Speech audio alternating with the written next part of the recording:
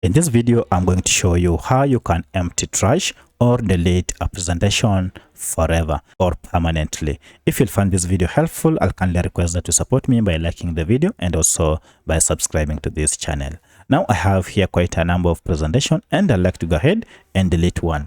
So if I go ahead and click on these ellipses and then click on remove, this will go ahead and move this presentation to trash, and you can see here, however, that will not have deleted the presentation permanently. You can still recover it. So if I go over to this menu here and then click on drive using the same account that I used to create my presentation, then head over to trash here, I'll be able to find all the deleted presentations still available here, and we are told that items in trash will be deleted forever after 30 days. So if you don't want to wait for 30 days, you can go ahead and empty the trash can by deleting these permanently.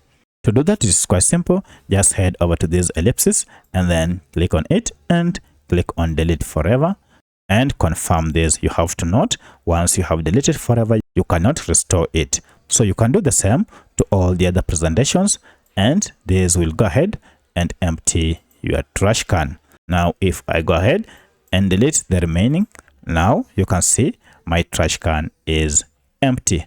So that's how you can permanently delete a slide or presentation in Google Slides.